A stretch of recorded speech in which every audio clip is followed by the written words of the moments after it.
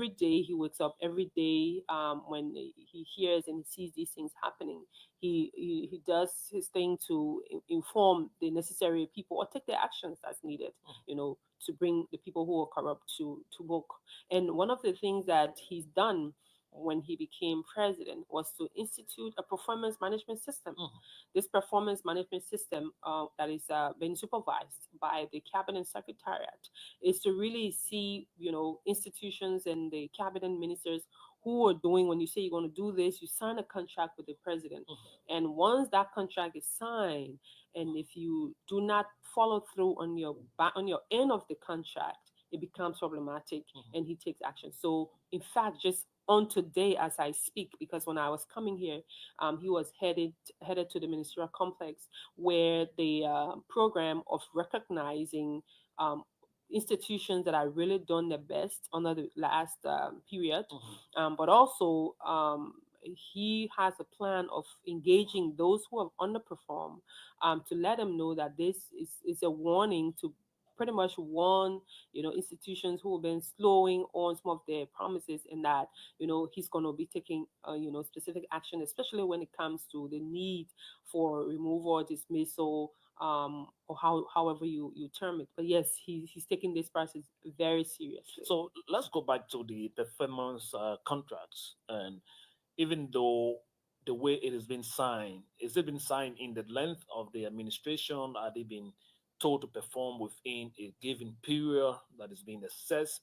How is the president looking at it? Is it say, okay, we'll give you a contract for 2 years, and in the 2 years, we'll come back to look at your performance, or this contract for performance is given for 6 months? How is it being given? So it's a 1 year. It's like an annual contract, Okay. and it's renewable. Okay. So now he's going to be renewing the contract. Mhm. And then if you're just joining, because every time when he appoints new people, especially heads of institution, so the institution have their own quote unquote magna carta per se, or their plan of action, or what they intend to achieve. Yeah.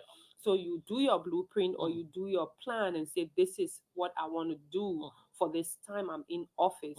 And when the president appoints you, you say, this is what I'm going to do. So on that performance, you have what you're supposed to do, and then you sign a 1 year contract. That 1 year contract will say, from this day to this time, I'm going to do this. If you fault on that contract, the president reviews, so it gets reviewed regularly. It gets reviewed by the team, and then the advice, given to the president that this is where we are. These are the best performing institutions. These are the underperforming institutions. These are the ministers who are in charge of these institutions, and then advise on what steps to take. And then he reviews everything and see the best thing to do. So instead of just the arbitrary removal of people, or just removing, or just taking abrupt actions, but this is meticulously done, so that when he fires you and say you're going because you're not living up to what is expected based on the contract, so it becomes that's where he's headed. So it's reviewed regularly, and then upon the conclusion of the period, if you did well, it's basically like you go to school for a year, and you're about to end the year. You have to get promotion or demotion or NTR, or you get several red marks, or you fail. So it is that process. So once you pass, you give in certificate and say, yes, you did well, continue. If you don't do well, they call you in that, hey, you lacking on this. So for the first year, because this was for many people in the government, this was like a first experience. For many of them, this form of review was a little bit challenging for some of them, where they needed to have understood what is being looked at.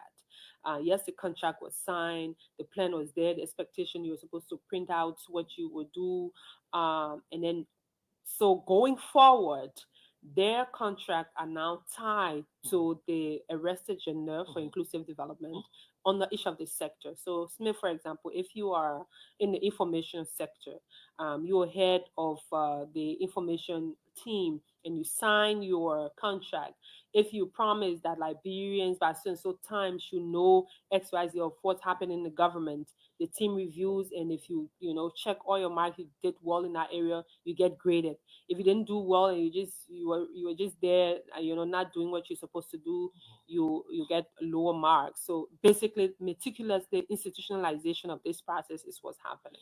It seems interesting, but equally so, like you said, the performance of the individuals should also coincide with the president's agenda. The greater picture is to see the president achieve what he promised the Liberian people. It is not just about warning people who are not performing Mhm, and on low grades, but it's equally about taking action. mhm. How many warnings should we expect the president to give non-performers? Because if the president is to achieve in 6 years, those who are not performing as per his expectation should step up to beat his expectation as well. So, how long do we expect the president to keep warning people who are Oh non-performers? no, no, he's not going to. I mean, he's said this a number of times that he's done babysitting. Mhm, He's taking actions before where people are not performing or they're found to be corrupt, mhm, and he's committed to taking actions on those as well. mhm, So, like I mentioned, the system will be basically meticulous. mhm, That I mean, you've not done X, Y, Z.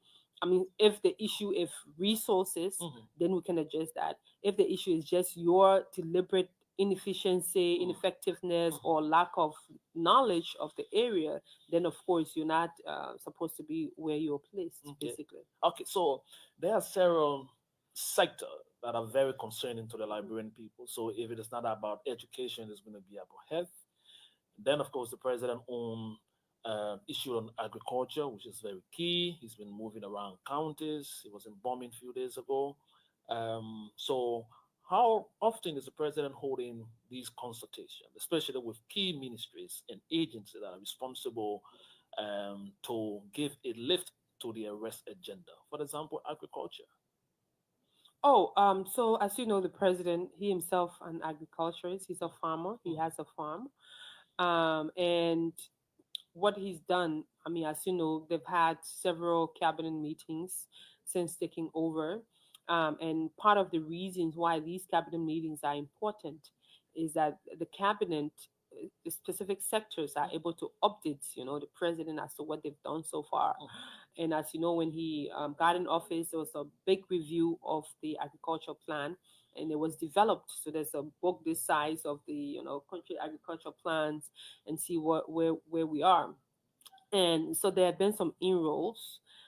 There have been some investment in the sector, but most importantly, there have been huge interest by partners and international colleagues who are interested in investing in the sector, especially on the key areas of production. So, for example, rice. As you know, rice is our staple. mhm, We've been importing rice for I don't know since mhm, 19 as the lady will mhm, say. mhm, But one of the plan is that to ensure that now if you look on the market, you see some locally produced rice, mhm, but to do it in a more commercialized system mhm, and be able to help subsidize farmers so that they can produce. But beyond that, just to improve the sector, invite other players, international partners, or other people who produce rice to come and invest in the sector. And those are things that his team from the agriculture aspect is really doing, headed by the Minister of Agriculture, Dr. Nuta. More to that is that the other crops, vegetables, for example, cassava. mhm, In fact, his visit to Korea last year was one of that, to be able to really speak with institutions who are interested in the cassava production area. As you know, cassava has many different strains. You mhm, can use cassava for so many things, mhm. from our regular tipo, fufu, starch, and Yeah. whatnot. Mm. But I've seen where they have use it in perfumes. Use it for making plywoods, you use it for clothing, several different things can be done out of cassava, and to see how we can create a system where uh, bigger players can come in the market and compete, but also help create jobs and support the sector. So there have been some interest here and there, and the team is working to making that happen, where it will be able to put food on the table and all that. Besides cassava, there are other crops that's been looked at as well, from cocoa, the fruits, vegetables, and all of that. So, I mean, Smith, to be honest, the prospect in the agriculture sector is high. Okay. It may not happen just swiftly. Mhm.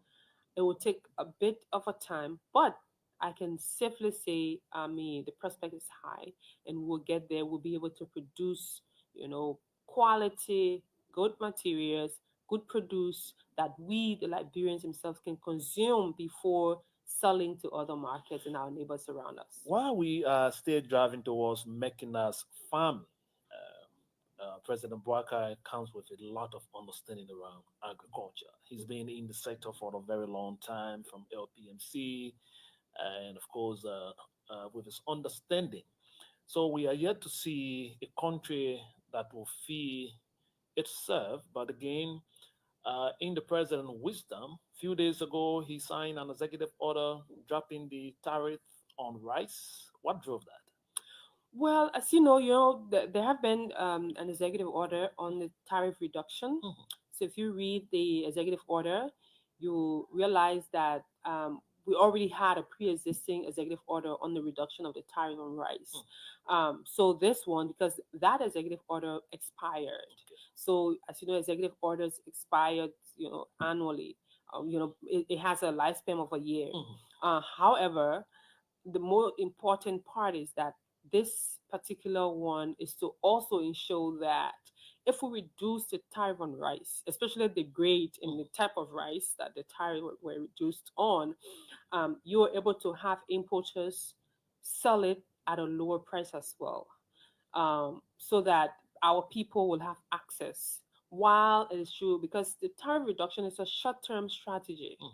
it's not a long term strategy, because even if you reduce tariff, you want to be able to support local farmers, because Mhm. that's how I believe we're able to invest in the sector. We're able to improve the sector. We're able to provide more food for our people. So tariff reduction, we're already importing a huge quantity of rice Mhm. from out of the country. If we import a lot and the tariffs are really high, it makes it really difficult, because the sellers, the business people, nobody sell for losing, or just you want to sell because you want to sell. They There's a sell profit. to, There's a exactly, profit to at the make end of it. profit. Yeah. So if you're not making profit, then there's no need to sell. So if you don't make profit, you will now want to sell. You will try to do other things, and then will not have the necessary rice we need on the market. Mhm. So the produce will be reduced. So now the reduction will help the businesses to say, okay, now we can bring in more, we'll sell it at a lower price, Mhm. and then it will be available, because as a country, you always need to have reserve of your staple food, Okay. because as you know, rice, yes, is a staple, but it's also a political Commodity. commodity. Yeah. It's a political commodity. Food in, I mean, Liberians, if we don't eat rice, we've not eating. I mean, I know I ate rice before coming. I ate rice earlier. I'm sure you've eaten rice, or you plan on eating rice. Majority of us eat Mhm. rice. The president normally jokes. The president said we don't eat rice. I mean, Liberians don't eat rice much, but we only eat it 7 days a week. Okay. So so that means every day we Mhm. have to Eat rice. eat rice. Yeah. So we need to ensure that the sector is balanced, Mhm. while at the same time helping the importers, but also we need to find a means to help the producers, and also create a buffer, that will always have available rice on the market, so we can have a situation of people clamoring, people hoarding the commodity, hiding it, carrying the price up. Because if there's a message of, oh, there's going to be a shortage, just that scare alone, people will start hiding, and people will be buying rice. We know what happened in past. People had to queue in line for days, and then people were rationing. If you want 10 bags and your friend want one bag, and only 10 bags in the store, they're not going to sell you all of that. Some, they will hold some and say, okay, we can only sell you this one bag. So we don't want to get into a place where there's all these huge challenges or huge, energy on the issue of rice. So I mean, there's a lot of plans ongoing, I can tell you, Smith, because as you know, the president set up the rice committee. Mhm. The committee have been working. They've done an amazing work. They provided reports to the president as to the current status, where we are, why we are where we are, and what have been the challenges within the rice sector. As you know, when the president came, he had a meeting with the importers at some point when they were planning to carry the price of rice high. He wasn't happy about the idea, and he called a quick meeting, and he was really angry and told them that no, we can't have this. You can hold a hostage on our staple, or holding our stomach Mhm. chest, to put it in that Yeah, way. yeah. So since then, they've done a lot of work reviewing what the challenges are. Who do we import rice from? How can we ensure that we don't only rely on one source of our food? Because, for example, if you rely on one country or one or two countries to supply your major or commodity or your major food, Mhm. if something is wrong in that country, if there's a problem in that country, or workers they are on strike, they're not producing, or anything can happen. This Mhm. is a global village. Yeah, It's definitely going to affect affect you. you. Yeah. So you need to be able to create a system where it's a balance while you're doing that, but you're also supporting your own local production. And that's the plan the president has. And that local production is where Liberians will be looking out to see how President Walker can achieve that under his administration. But equally so, there are concerns in other sectors, and I want us to specifically look at the health sector. It's an old age thing. Government before this administration experienced a lot of different conversation around the health sector. With the current team around the president, with his team of health ministers, how is the president proposing to have a country that is improved in terms of our health status? Well, I can tell you, Smith, we do, or the president brought together some of the best practitioners in the sector, because you do have the Ministry of Health, the Mhm. minister. You also have the institution, you have NPHIL, Mhm. for example, the National Public Health Institute, and you have the referral hospitals, you have JFK, you have Jackson Doe, and other facilities around the country. So it is an interesting sector. Mhm. However, there are plans to improve. Right now, as you know, the country is battling with the mpox, virus Mhm. or disease, and the team at MPhil have been doing tremendously well, creating the awareness, but also trying to trace and find different people who have the virus and apparently do the necessary quarantine. So it's getting along. We're getting there. There are plans to also support the different facilities.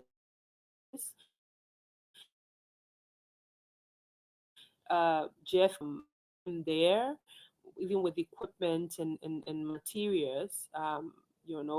Dialysis machine, facility has been brought there, and it's been, very recent that was, open. Mhm. Even though there are challenges, Mhm. people have mentioned a number of challenges, but the thing with our issues in Liberia, we have a problem in maintaining what we have.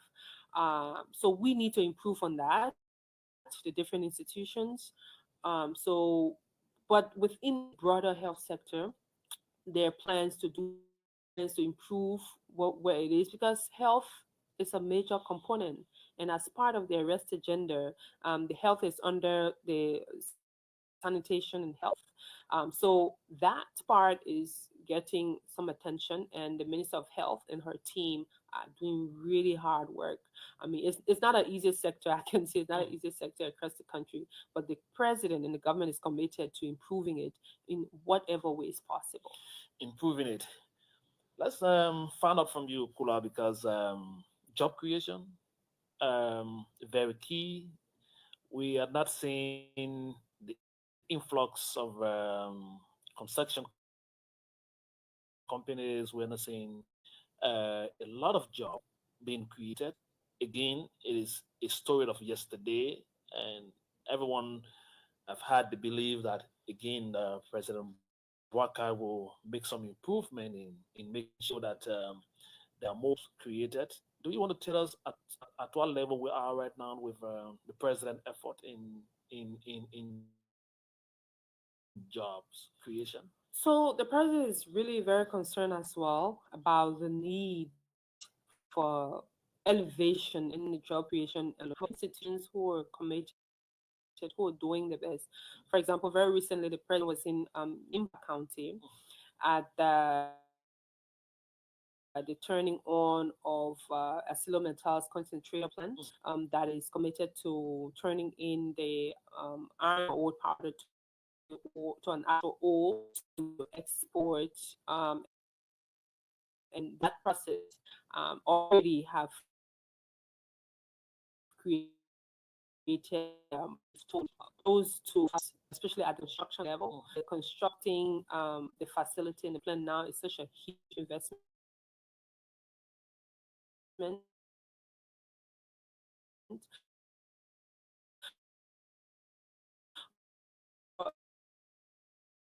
Beyond that, completion of that plan, there is a plan to also add more,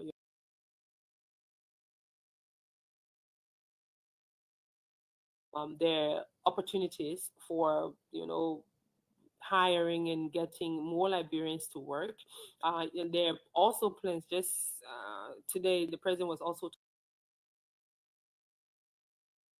talking about the plan to create short-term and long-term employment opportunities, but more importantly, to train our people in the different sectors. Because Smith, come to think of it, sometimes when these organizations when they have opportunities and they want to ensure that they have the right people, we need to have qualified Liberians. We need to train our people. Our people need to come forward to get trained in the technical areas, and not everyone just doing the regular soft sciences, but to do really the hardware components, so that when these companies come, when these institutions talk about the opportunities in the agriculture sector, opportunities in the road sector now, the elevation of roadworks happening across the country, and people are getting hired on a regular basis, short-term hires and long-term hires, working with the construction companies and working across the country. For example, even today when I was coming, where roads are, you see a lot of young people, working in the different areas. So we need to be able to have that level of employment, but more so we need to be able to train our young people so that they're ready when we have these kinds of jobs. And there are many conversations happening in different sectors, from the mining to the agriculture, to other sectors.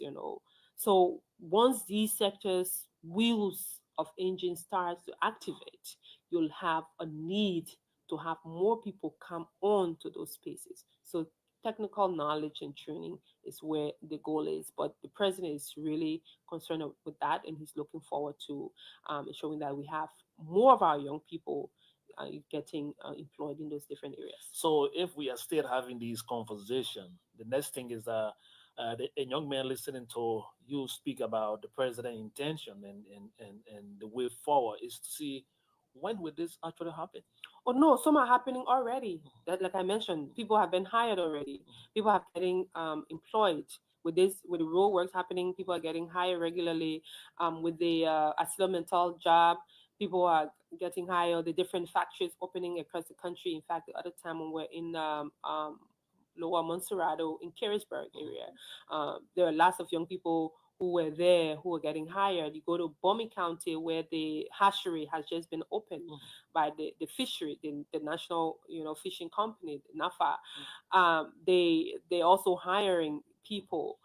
So they're hiring happening across the country, and it's an ongoing process. It's not going to be like, oh, let's stop. It's an ongoing process. As new projects come on board, you have a need to hire more people. In addition to that, the short-term hiring opportunities happening with the Ministry of Youth and Sports, for example. The TVET sector is a huge sector that the ministry is looking forward to bringing on more people. Very recently, I'm sure you can recall, PBCC and other organizations that got together to hire short-term with the MCC, the different corporations, the PCC, the MCC, working together to get people on board so that they can do. So there's ongoing, there's short-term opportunities, there are long-term, and also there are opportunities where there is a need for technical knowledge, which of course we've stressed on to get trained to be available when high-level opportunities are provided for the people with the skill set that's needed in those sectors. How concerned is the office of the president in terms of rural connectivity? If we are to make progress, if we are to decentralize this metropolitan city of ours to allow people gain interest in the interior of our country, is to make sure there are access to roads, access for market women to bring their produce to town.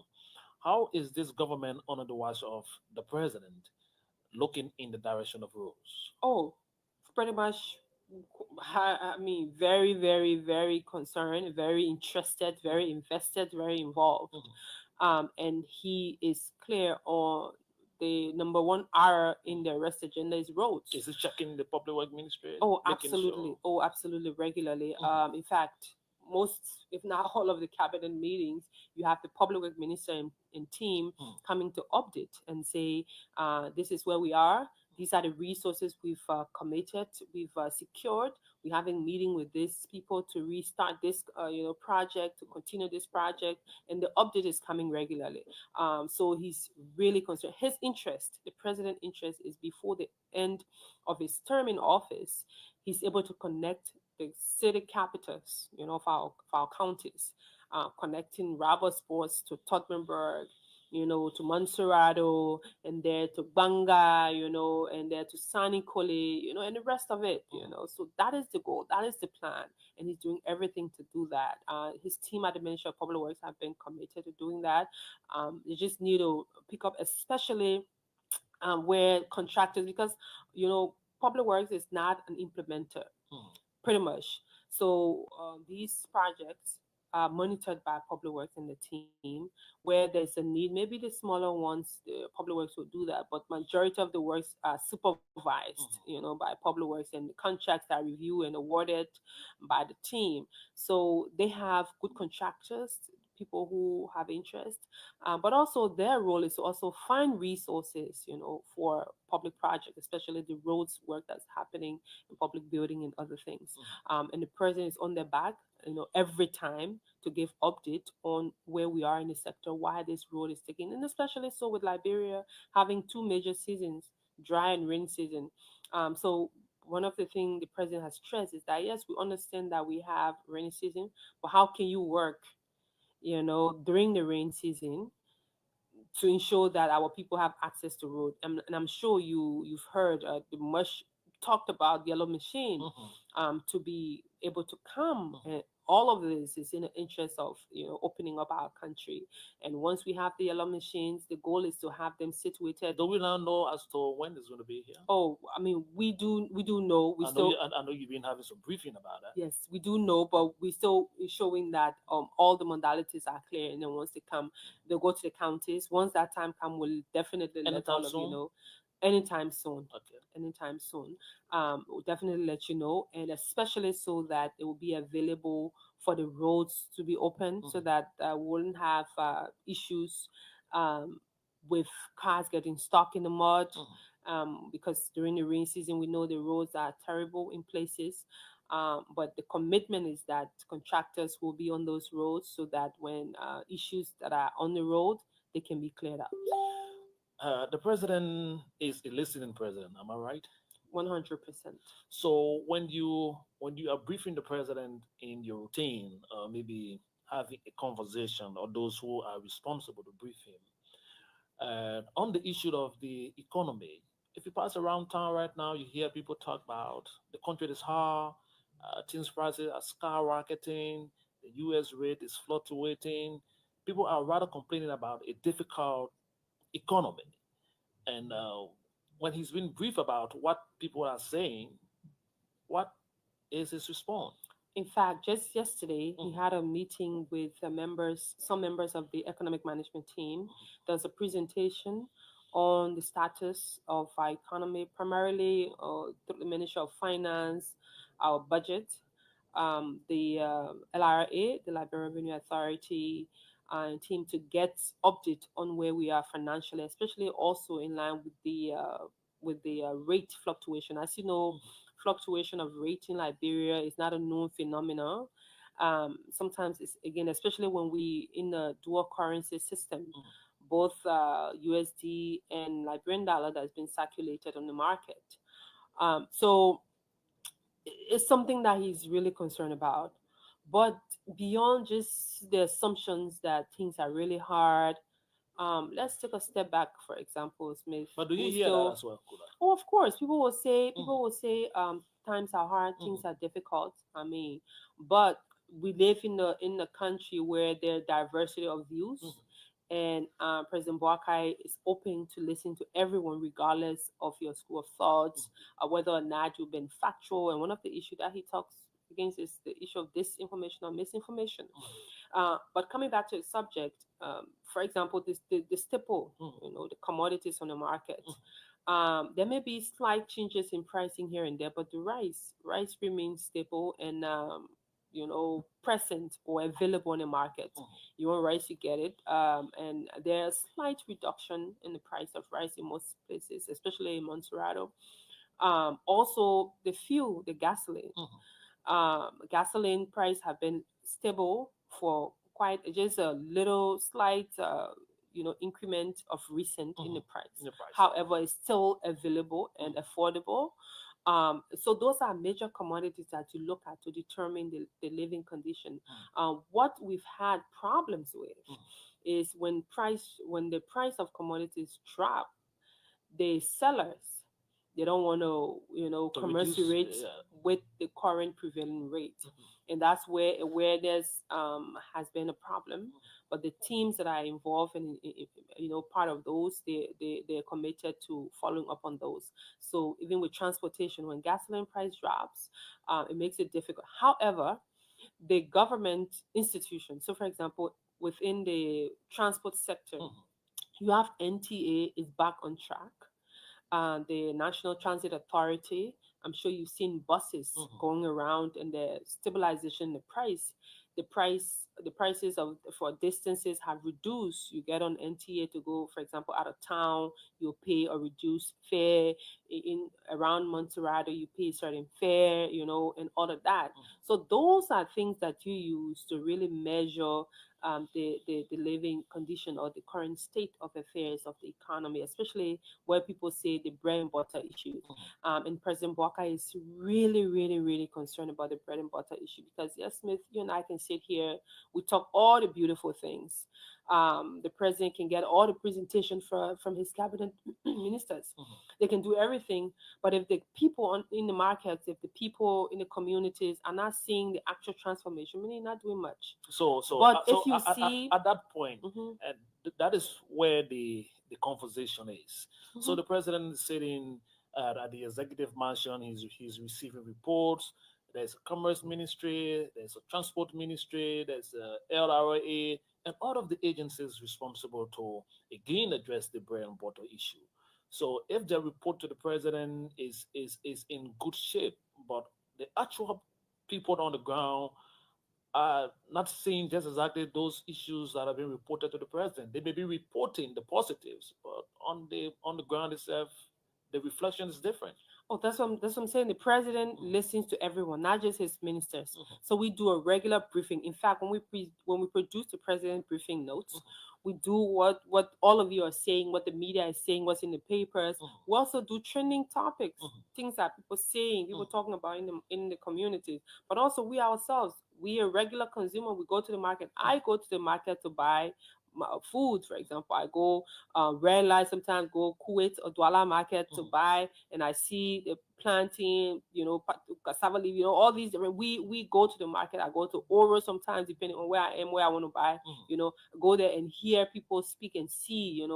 I mean, like I mentioned, uh, of course there'll be diversity of views, mhm, but let's be particular on the price of rice, the major commodities on the market, the price of fuel.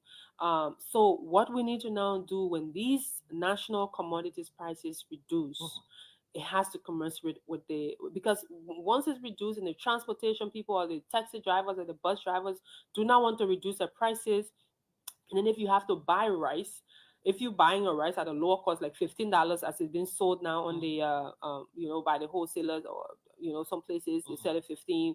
Once you buy a rice and the transportation reduced and you're supposed to carry out of town, and that driver who's supposed to carry your rice out of town to your place you're going, and he doesn't reduce the price, and you pay the order transportation you were paying when you carry your rice, you will still sell it at a higher price. And that's where the problem has been. So that is where the enforcement aspect of Exactly. the government should come in. Exactly. Exactly. So if the government is not enforcing compliance, and the people continue to suffer because, again, if the prices of commodity on the market is low, but Liberians are not complying, it is also affecting Liberians as well. Oh, So absolutely. the government comes in.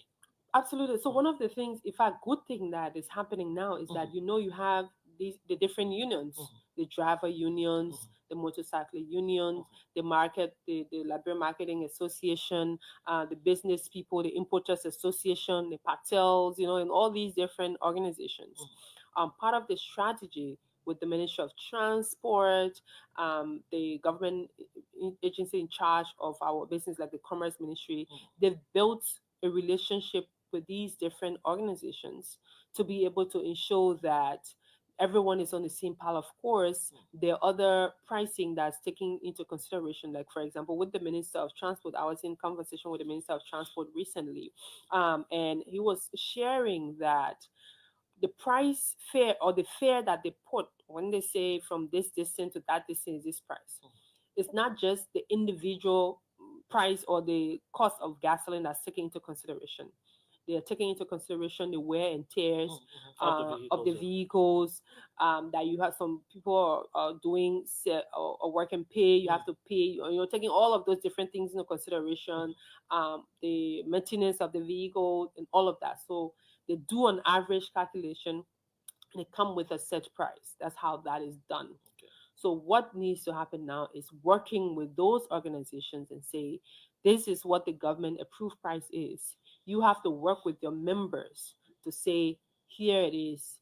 Let's do this. When we do this, it's not just about you making profit, but also about you helping the community, so that it's not just, it's a win-win situation. You don't want to, do it so hard or do it too high. You want to make sure that everyone is on the same page.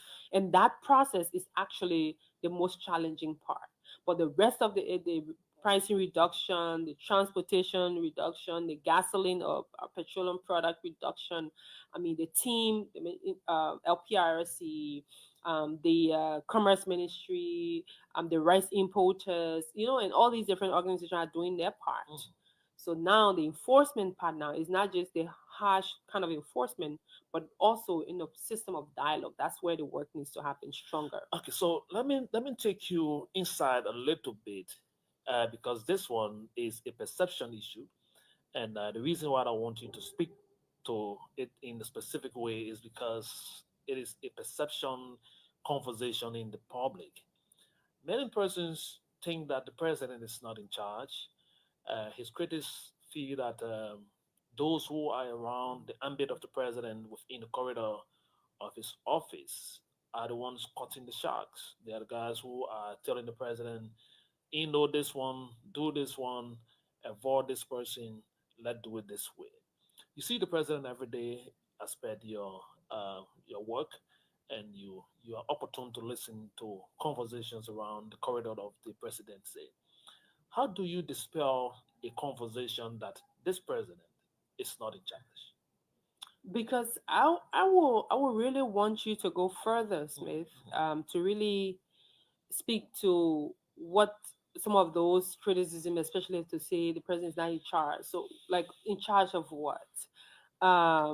People who are around the president cutting the shot. Who are those around him cutting the shots? Maybe if we start with the specific, it will help us get some context. But to be honest, I mean, President Boakai is a leader who is not what people expect, a rashi hurry kind of president, Okay. who will say like, just rush and do things. Smith, I can tell you, President Barker is one of the most organized persons I've worked with. He understands exactly what he's doing. Once he puts his mind to something, he's going to do it. He's in charge, but he's not going to be your hurry bus chaser kind of leader. He's not that kind of person. He gives you the benefit of the doubt and takes his action. And if he takes actions, he's not going to go back on them. He's not one of those who easily go back on their action. And that's why he's a meticulous leader, because when he takes action, he takes it. I don't care what you do. You go call whoever you want to call. It's not going to work.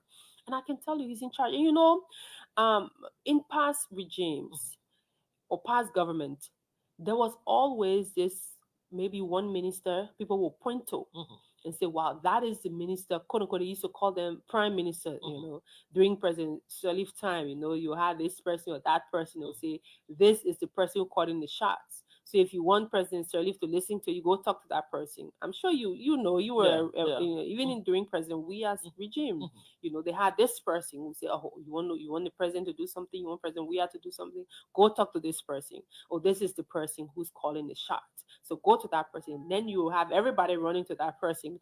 Those people were the demagogues of the regime, of the administration at the time. So everyone around those people will run to that person, or some of them will go and say, oh, Smith is like this, and the president will listen, the president goes to the president. But for President Walker, you do not have that in the system. Okay. You do not have one minister or someone to say that's the person calling the shots. It tells you, Smith, that he's in charge. Because if you have a system where there's this person, everybody sees this person, trust me, all his people around him, they respect him a lot. To an extent, I mean, I wouldn't want to say they're afraid of him, but they have some fear within them. All of his ministers, He's not building the powerful no, minister in his cycle. no. You will today. You will go to sit down with the president. You will sit down with him and have breakfast with him. You will laugh and jeer and everything. The next minute he's calling with you. The next minute he doesn't want to see you come close to him. The next minute you're trying to assess the mood, if this is the right time to go in there and talk to him. Even all of us that work with the president, all of us, even myself sitting here, some days we'll go there, we'll have You gotta check his breakfast, mood. Yeah. we'll have breakfast, we'll be chatting on something very important. Next moment you come, it's a different mood. You're like, what you not doing? So I'm just saying this to mean that he's in charge. And there's no one in his administration that will say this is the person. So you have people guessing. People say, oh, should I go talk to the person? Sometimes you even go to talk to that person. Person say, you got to talk to the chief himself, or you go to this person, you got to talk to the chief himself. So if you have a leader like that who can decentralize, decision making, for example. In fact, one of the for me personally, the fascinating thing that I've not seen this. I worked with Madame Sirleaf, even though I wasn't within her kitchen cabinet, but I was close. I was at the Ministry of Youth and Sport as assistant minister, but also I also served on Vision 2030 when I had the opportunity Yeah. to, in other spaces. So I've never seen. Normally, you will have president saying, "Okay, I'm appointing this person to this position. I'm doing this all." For example, when it comes to matters of foreign affairs, he get advice from the Minister of Foreign Affairs, appointments, and doing this. You will come if you say, I want John Brown to be on this mission. You got to stick. He will have his own pointers. People back then during the appointment days, people used to say, you got a black book, you got to be in that book or a Yeah. small book. But he will listen to the Minister of Foreign Affairs counsel and say, okay, this is your agenda for the Ministry of Foreign Affairs, Mr. President, and as your representative in this sector, I believe this person will do this, person will do that.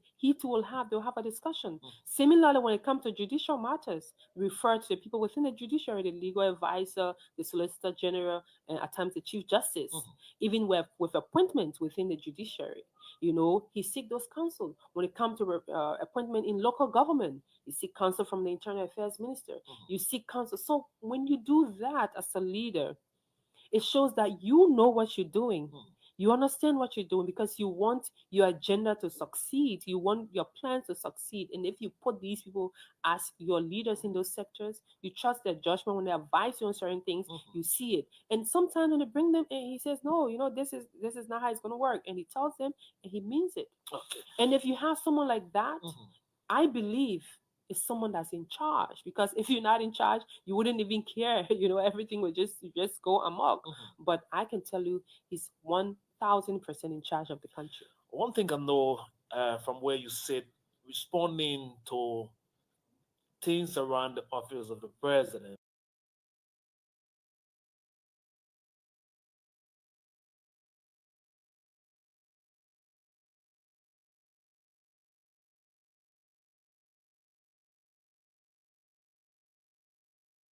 means a lot in terms of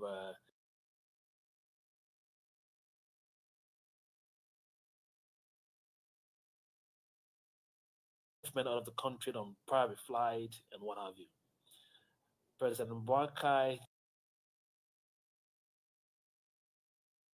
came to power. Not many Liberians saw that coming. We started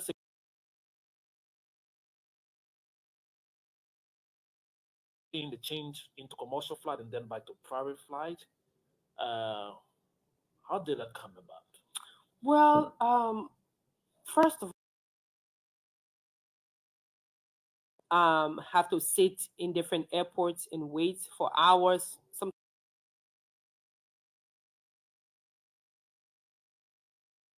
Sometimes try to transit in places Mhm. for a long time.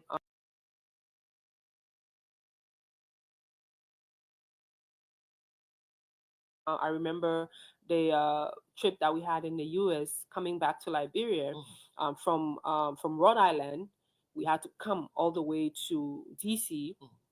and stayed almost 5 hours in transit for a short stay. He had to book a In the he's done. presidential lounge. Oh yeah, yeah, I mean, like when he goes to the airport, he Mhm. says so. In fact, most of the time when he's going, even within the region, Mhm. when he's going to Abuja sometimes, or to he will transit to Togo, or if Mhm. he's especially Yeah. flying with Askai, Mhm. and he stays there for sometimes 3 hours. Say that the airport, the presidential lounge, Mhm. wait there until the flight is ready to come. And this is a president. So majority of his travels Mhm. have been through commercial flights. So with the quote unquote chartered flight, Mhm. most of the time they're out of necessity. I can recall the first ECOWAS visit that he went to Abuja. Mhm. It was quite chaotic, I can tell you, because I was there. Mhm. Um, it was quite chaotic because the flight, all of these presidents, his colleagues from the different countries, Mhm. they normally bring the red carpet in the Yeah. front of the jet Yeah. where the president gets down. I'm Mhm. sure you've been on Yeah. president. You Yeah. see, Yeah. Yeah. they bring the Mhm. carpet to the Mhm. to the The flight, flight. and the president gets down and he's received by the honor guards. Mhm. They do the parade, they do all of that festivities, and then before he goes to the transit lounge and then gets in a vehicle to go to the hotel that he will be at the time. So the first visit, Smith, the president flew on commercial flight. And commercial flight That will was not scary. yeah, they Mhm. will not come Mhm. to the tarmac, to the Yeah. close of the Yeah. VIP area. Mhm. It has to go to where the commercial flight are large, Mhm. are regularly large flights. So and there are other passengers on board, Mhm. and you can't inconvenience other passengers like that. And the people at the airport didn't even understand that this is a serious matter. Like they didn't understand that Liberia were going to bring the president through that. So they didn't make provision for the vehicles, for the presidential vehicles to drive on the tarmac, to leave from the VIP lounge Mhm. area to come to the flight because it wasn't part of it. The flight landed, and the way the airport is, when if you get to Togo, Mhm. if you get to Abuja. Abuja, the plane, the door of the aircraft goes straight into the airport. There's no way Mhm. you can come down and Mhm. turn out for Yeah. vehicles. So the president couldn't go through the side of the plane where they normally, sometimes we get leftover bags, they walk on that Mhm. cricket Mhm. staircase where you got to Mhm. come down. That was where the president had to come down on the side of the plane to come down on the tarmac. When he got on the tarmac, the vehicles Because were are not not there. there. We were standing there. We stayed on the tarmac, on the quota, as we'll call it here in Liberia. We stayed there for almost 10 minutes, 10, 15 minutes. Before we looked, we saw the vehicle speeding up, coming. When we got there, the Minister of Foreign Affairs opened the door. It was, for me, it was quite a little embarrassing to have a president standing under the wings of the Of the plane flight, yeah. while the passengers going straight through the airport side.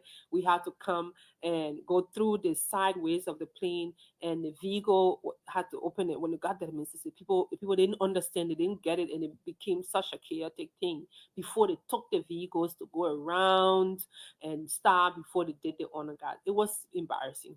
In those instances, Smith, I think it's important to have a charter flight.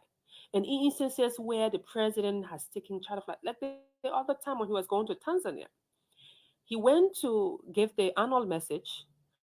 From the annual message, the event, he was supposed to be in Tanzania the very next day. In the morning of that day, at 10 o'clock, he was supposed to address the conference on energy. The reason why it was important for him to be there because of the energy situation with the essence of electricity. Imagine coming from speaking, the annual message Hmm. takes almost the entire day. You start speaking at 4, you finish almost 5, 6, 7. The president didn't go home from the airport straight to the, I mean, from From the the annual ground, message. from the annual message straight to the airport. And from the airport, if he had taken any commercial flight, from here to Tanzania, it's quite a stretch. It's all the way in East Africa. So if you're going to take commercial flight, you're not going to go straight from here to. We don't have direct flight to Tanzania. You needed to have gone to transit, maybe somewhere southern eastern, before you won't even make it for the next day at 10 a.m. So he had, in that instance, he had to take a chartered flight. And in majority of the instances where the president has traveled on chartered flight, it hasn't been any cost to the Liberian government or the Liberian people. For We've fight. said this. He said this a Hmm. number of times. Even today, he said it. Hmm.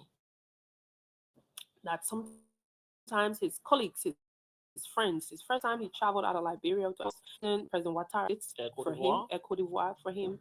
It was a private flight. Okay. The other times, the president of Ghana has sent their army plane, their presidential plane. Some countries in the Hmm. region have presidential plane. Hmm. Maybe we need to get to a point where we start talking about having something for the country, Hmm. so that regardless of who the president is, because with all of these challenges I have mentioned, there's a need to have that. But yeah, it's been really out of necessity that the president has taken, a chartered flight. How embarrassing was it, and how scary was it with the last flight that returned with the president? How did the president feel about it? It was quite interesting, especially for us who were on board. Yes, we were Oh, on you were on board a the flight? flight. Oh, okay. And when the flight landed, Hmm. we were all clapping for the pilot, Smith. Ready? We were clapping for the pilot. We didn't even understand what was happening. Okay. But what became concerning was, because when the flight lands, Hmm. it will slow down Hmm. before it picks up to go to its final Yeah, stops, yeah. to move slowly. Hmm. But it landed, it couldn't move further. Like, and then we saw the cars coming Hmm. onto the tarmac. Hmm. And then the president later on joked, he said, "But you clapped too early for the flight." But I think, to be honest, it was embarrassing Hmm. because nobody, I mean, the plane is to come and stop abruptly in the middle of the, airways. And then besides that, the actual issue wasn't that the flight landed or had a punctured tire, Hmm. because when we all got down, we saw that why it wasn't moving was that it had a punctured tire. And then when we heard the other things, and then there was an incident report by the airport authority team, and we saw that there was the issue of the punctured tire. But the challenge was that to remove the aircraft from the runway Hmm. to take it to a safe parking where they can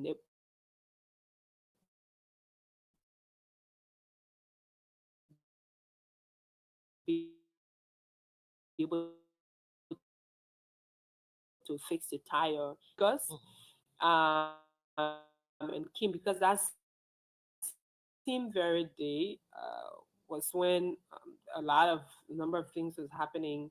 The president of Nigeria was going to Lagos. There were too many activities happening, but once our team left, for us to get there, it was quite interesting. But we thank God for a safe landing. But reviewing Okay. it, the president, he call his team, Is it especially now the thinking RI. about that sort of a conversation that we need a flight specifically for such a travel? Because to be frank with you, traveling on a commercial flight, like you say, Ascar will take you to Ghana, a few minutes, then you go into Togo, then you have to disembark and then connect with another flight to your final destination. How is President Boakai thinking that this country now needs a own presidential flight? Well, to be honest, he's not thought about it. It's not something that he personally is willing to do right now because of the cost attached and other things. But I can safely say, Smith, that people like from our experience, from out of what I've explained, and other things, people are having this conversation that there is a need because it's embarrassing. Where you have your colleagues going to ECOWAS, he should be going to ECOWAS soon. The ECOWAS issuance happening. You going there while all your friends are coming in with the countries, flights. After the meeting, they're able to go swiftly. You can actually go to your meeting, go on a short visit within the region, and especially with Liberia, UN Security Council, with what's happening in Sahel, in Sierra Leone, you can just do a quick stop over and come right back. But if you want to go on a commercial flight, you can just do a quick stop over and come right back. But if you want to go on a commercial flight, you need to know travel. You and I know traveling within the region. Normally, the Yeah. president would take the private jet, but his interest, most of the time, he loves to ride the African commercial African flights like the Ethiopian Airlines and others, but in our sky. But I mean, of course, out of necessity, he will do that. But again, it's really a challenging thing traveling within the region. Okay. So let's talk just one more point, then we'll open the lines so you hear from Liberians with a message for you on Sarah front. Reconciliation seemed to be a burning conversation. If you, it depends who you talk to at a particular given time. The country looks more divided, not reconciled, and the hem of the country is the president. He should be taking the lead. Liberians are still struggling as to why we are having the president, who is the head of state, lead a country that is so divided with past leaders, past actors in government, young people in present administration, past people in gone administration. I find it difficult to see, and talk on issues of governance. Specifically, I want to just go back to, again, I will bring in former President Weah and current President Joseph Boakai. The country looks like a blue and green country. And this is one thing that President Boakai actually spoke against during his inauguration. Why are we stayed in this state? No, Smith, the country, I think there are few of us who are politically exposed, who believe the country is so divided. But majority of the Liberian people, what matters to them is the bread and butter issue. Smith, if you just leave Montserrado and just go out of town, even in rural Montserrado, when you see the people who are entrenched, they want to know what's happening, in Monrovia.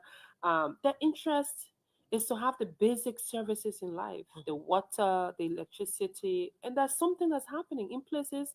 Electricity are going to communities that they never saw electricity before. Running water, LWSC is doing her best to restore water where they were and to put water where they weren't. And for most people, those are the things that are important. So the issue of reconciliation, this is something that the president is very, very clear on. And one of the things he's done since he got, first of all, talk about beginning with the reburial of our past presidents.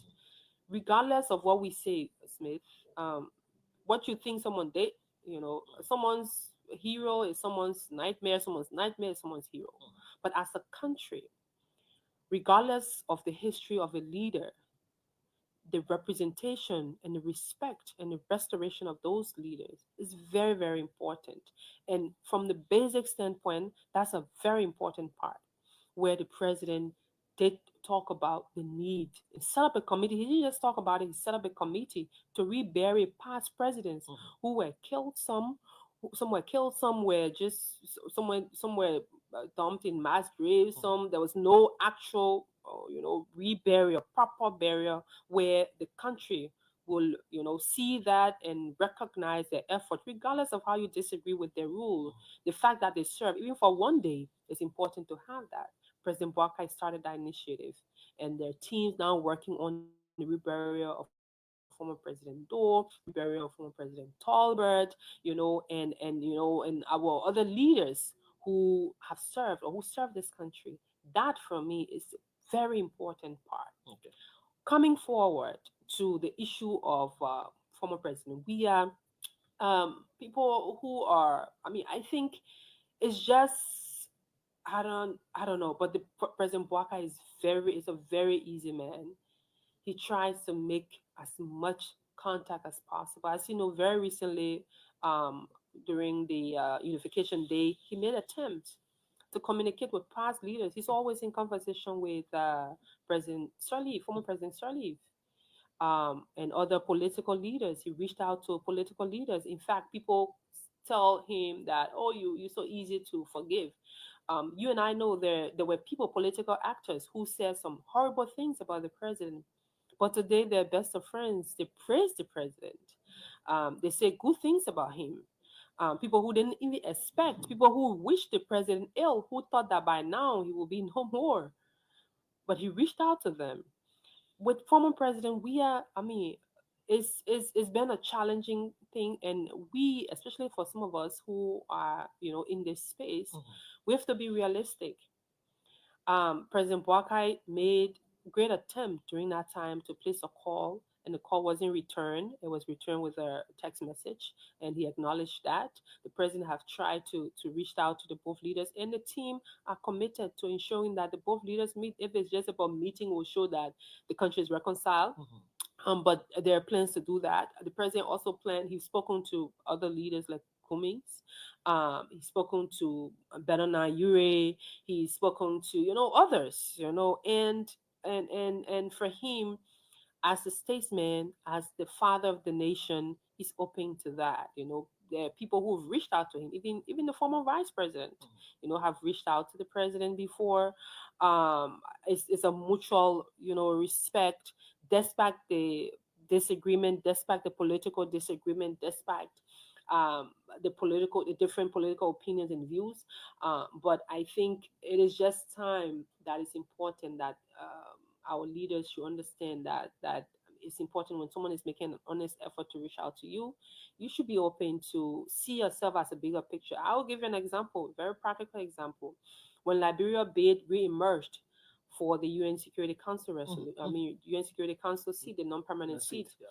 the team at the Ministry of Foreign Affairs, with the advice and the comment from the president to ask them, our leaders, to be a part of this initiative. The president told the Minister of Foreign Affairs that reached out to our leaders and let everybody be part of this initiative. Not only the leaders, even the musicians. I mean, for the first time, some of our musicians who were out of spotlight for a long time, like the Maron Cassell, like our own big sister Timiata and other people, they all came together because it was about Liberia. They reached out to the former president, and he declined, supporting. He wrote a whole speech to say there are some domestic misunderstandings that he's not going to be a part of this. And then after it won, so at least sometimes let's be realistic. Let's call it spade a spade. Let's sometimes when these things come up, when it's about the national interest, it's about country, let's put country first. And President Baka is always open to that. He will again make an honest effort to meet or to have a conversation with the former president. But I hope that is the former president's team will also be open, to dialoguing, because at the end of the day, I mean, we understand politics. When people after elections, there's still that hurts. What you expect or what you wanted to have done. I mean, I know this whole thing about the airport lounge usage. Mhm. I think it was basically on the issue of communication or misunderstanding, in my opinion, because when even today as we speak, the VIP lounge is open. In fact, our current vice president, he uses the VIP lounge. The presidential lounge is there for the president. Will You he know, be now allowed now to use it? Is it been the given? VIP lounge. Yeah. The VIP lounge has always been open to him. So Okay. there's a, as you know, there is a VIP lounge and Mhm. there's a presidential lounge. Okay. So the presidential lounge is where it's only for president. If the president is not Which one? traveling, The new one. the new one is the presidential lounge. So the old one is now It's the the VIP is lounge. the VIP It's lounge. where the pro tem use. It's where the president, I mean the vice president, even in fact, as you know, the vice president is out of the country. Mhm. It's what he used the last time he was traveling. When he's coming back, that's where he's going to use. The You old know, VIP lounge. yes, Okay. it's that's what it's called, the VIP lounge. Okay. The other one is the Presidential presidential lounge. lounge. Okay. So if once we understand this thing here, Mhm. I mean, there's no intent for any form of disrespect whatsoever. Mhm. So sometimes we understand, and the thing about this conversation, Smith, which is important to be had, Mhm. sometimes it's actually not the individual leaders. If you connect with former President Weah, he's a very easy going man. He's someone who's easy to speak with. I mean, I've interacted with former President Weah when he was president, and it was a mutual, conversation. Oh, how you doing? And I was like, congratulations, Mr. President. Now he said, oh, and you already support me, and we all laugh about it and say, but Mr. President, all of us can support, the same at the time he was president. Mhm. So it's been that mutual thing. So if it's just President Boaka and President Weah, Mhm.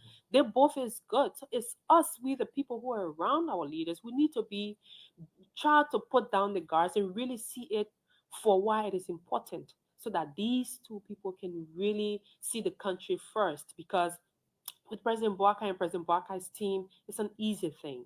We just hope that former President Weah and his team around him, can see this as in the best effort. So in You your know, mind, the issue is the people around oh, that's what I believe. the people That's around the that's what president. I believe, and people who advise former President Weah, because if it was just President Weah, I mean, he would love to represent. He represented the country even when he was not president. Mhm. He played for this country. He flew the Liberian flag very high. He was peace ambassador. Everybody cheer him up. I knew George Weah before I actually knew him. I knew of him.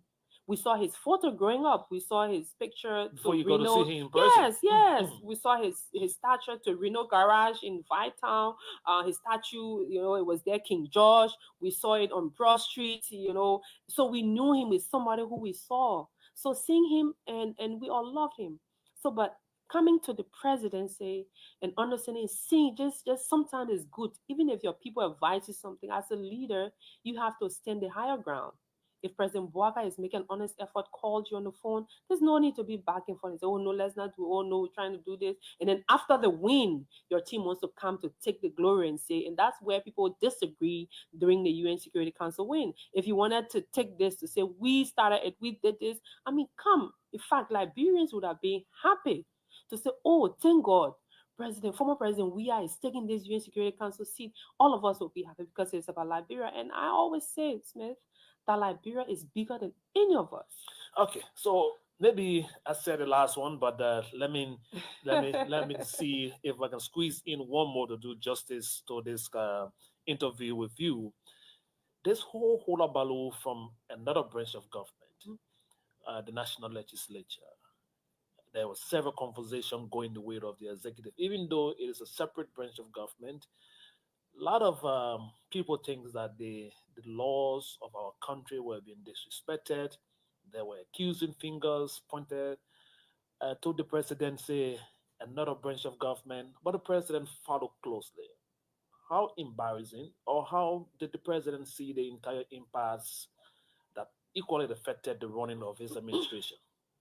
Smith, the president always say this, that Liberians, we have this tendency, when something's happening and everybody just looking, oh, but that thing happening, Smith not talking at you, Smith not talking at you. Mhm. But when Smith says, Smith interfering with the people business. So that was how the whole legislative impasse thing went on. As you know, and as you rightly put it, the Constitution is very clear as to the separate nature of the branches of government. They're separate but coordinate. So whatever leadership issues was in the legislature, it was of the legislature's own making and their own laws. They went ahead and elected their speaker, then the former speaker Kofa. They were the same people who said, we don't think we want this person to be our speaker. And they decided to go through their own process to remove him. This had nothing to do with the executive, or I would say little to do with the executive, especially where the little comes in now is talking about the coordinate aspect of the government. Of course, when issues within one branch will definitely affect the other because you all have to work together in the interest of the country. And the people went, "Oh, President, this thing is happening. We want your intervention." Many times he met all sides. He engaged, understanding what's happening. Can you guys go and solve your problems? And you guys go and solve the problem. They decided to solve the problem the way they wanted to. People went to court. So when people say, "Oh, the president was intervening and this and that," no, he didn't. But he met all sides. He met all sides. Okay. He met Kofa on many occasions. In fact, one of the training video I'm sure you heard, former speaker of Kofa talking, especially with the current case that's happening. So yeah, He was at the president's house, yeah. right? And they asked him, "What president?" Yeah. And he said, "Oh, of course, the current president, President Barker." And someone was saying something else. But it shows that during that time, the president was trying his best to intervene to make sure that all sides come to the table and finalize whatever was happening. As a statesman, as a leader, that's what he was supposed to do. He did that. Leaving that, they went ahead and again, they didn't want the leader. They went ahead to go through and remove him. They did that, and they came back and elected their speaker. And the president was very clear. The law is clear when it comes to how the governance system should work. I mean, our legal system, our law system, even at the level of the Supreme Court, it's majority. Majority carries the day. When majority says this is the decision, that's the decision of the court. You can say otherwise if you're a member of the Supreme Court bench and you don't agree. You can dissent. You can write a long dissenting opinion, or you can concur, meaning that you agree with the outcome, but you don't agree with the process. You study law now, so I know that. I'm a lawyer now. I'm an attorney, actually. An attorney at law. That's the portion I see you trying to dramatize. I'm just trying to explain to them.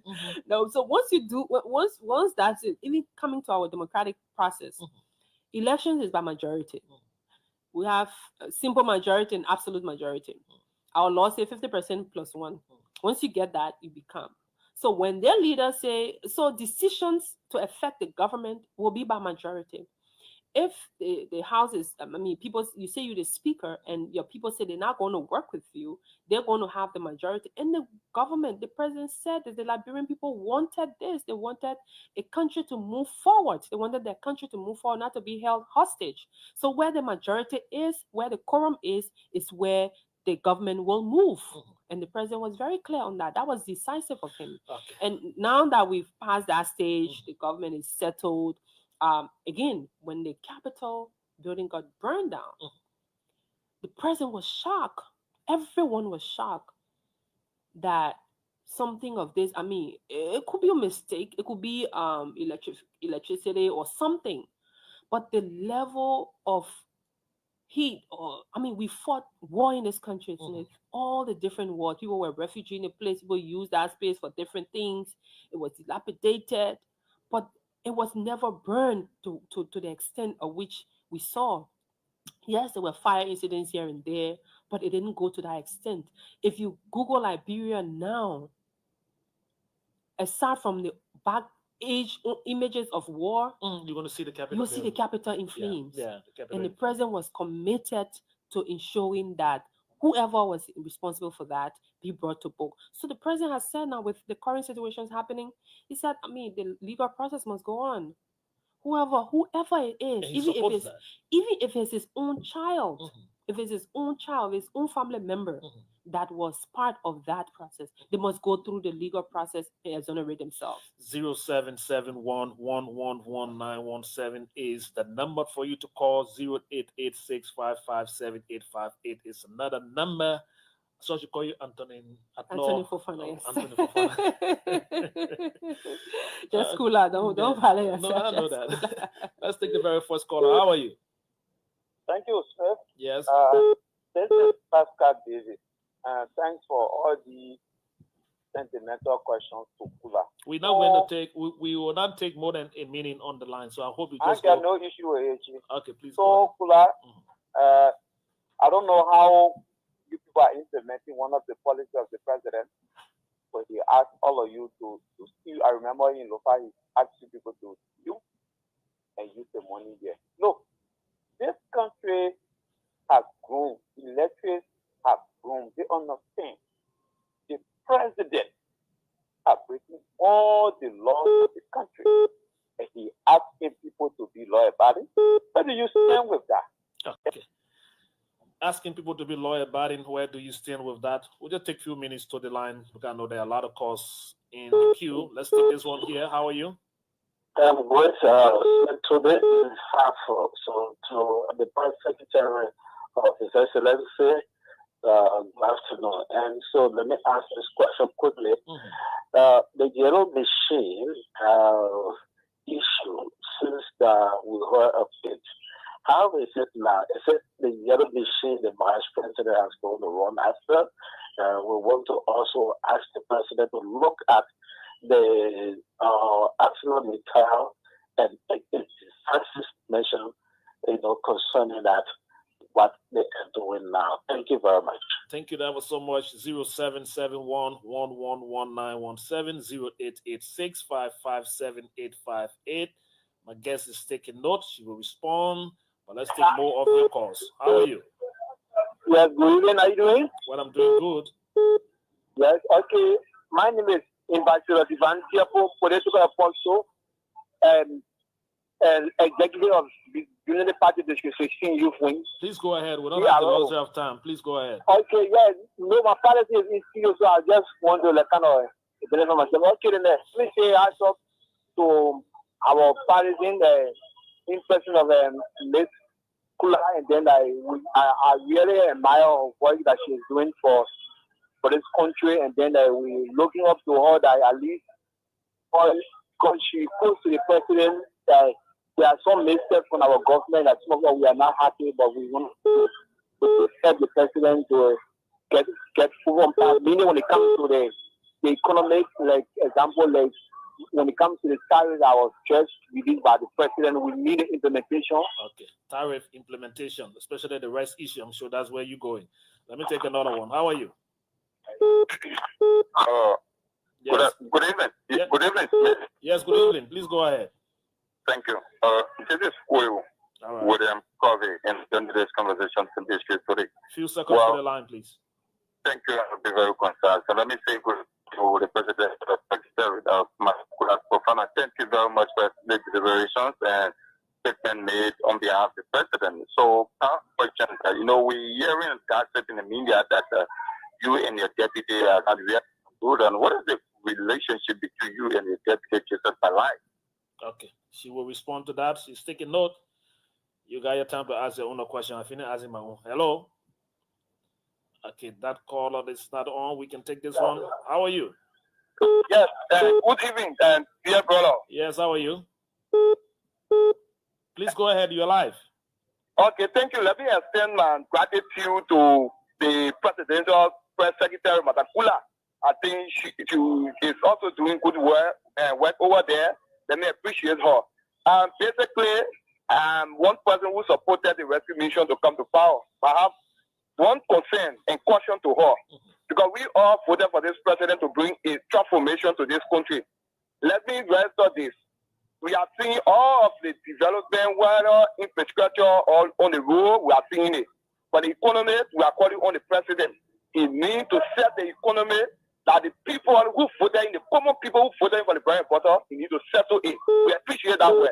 And this is my caution when it comes to fighting corruption. We don't want for our government to fight corruption one way.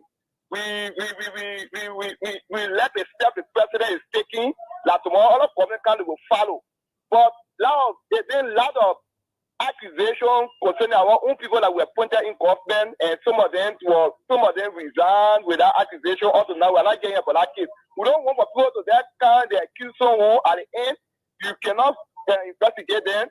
to either say they are guilty or they are not guilty. So I want to speak on that. What are those cases? We will lay of the case of the former comment minister. Okay, thank you. At least you mentioned one. I was just waiting for you to see if you could mention one of it. We'll take just 4 more of your calls now so that Kula can respond. Yes, please go ahead.